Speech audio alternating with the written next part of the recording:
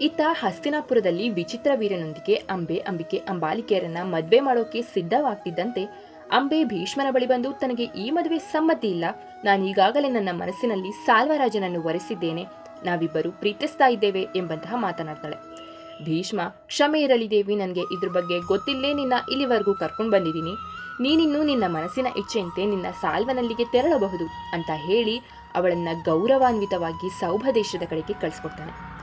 ಅಂಬೆಯ ಖುಷಿಗೆ ಪಾರವೇ ಇಲ್ಲದಂತಾಗುತ್ತೆ. ನೂರಾರು ಆಸೆ ಕನಸುಗಳನ್ನು ಹೊತ್ತು ತನ್ನ ಪ್ರಿಯಕರನ ಮುಂದೆ ಬಂದು ನಿಲ್ತಾಳೆ.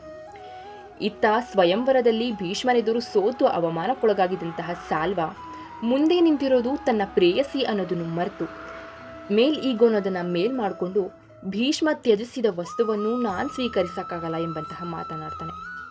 ಅಂಬೆಯ ಪರಿಸ್ಥಿತಿ ಏನಾಗಿರುತ್ತೆ? ತಲೆ ನೆಲಕ್ಕೆ ಕುಸಿದು ಬೀಳ್ತಾಳೆ ಅಂಬೆ.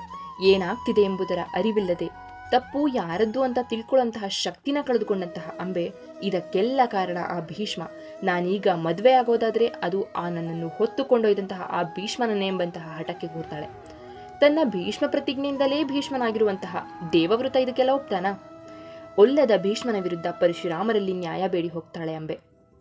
ಇದರಲ್ಲಿ ತನ್ನ ಶಿಷ್ಯ ಭೀಷ್ಮನ ತಪ್ಪಿಲ್ಲ ಎಂಬುದು ಪರಶುರಾಮರಲ್ಲಿ ಅರಿವಿದ್ದರೂ ನೊಂದು ನ್ಯಾಯ ಕೇಳಿ ಬಂದಂತಹ ಹೆಣ್ಣಿಗಾಗಿ ಗುರು ಶಿಷ್ಯರಿಬ್ಬರು ಯುದ್ಧಕ್ಕಿಳಿಬೇಕಾಗುತ್ತೆ. 21 ದಿನಗಳ ಕಾಲ ಘೋರ ಯುದ್ಧದ ನಂತರ ಯಾರು ಗೆಲ್ತಾರೆ ನೆಕ್ಸ್ಟ್ ವಿಡಿಯೋದಲ್ಲಿ ಹೇಳ್ತೀನಿ.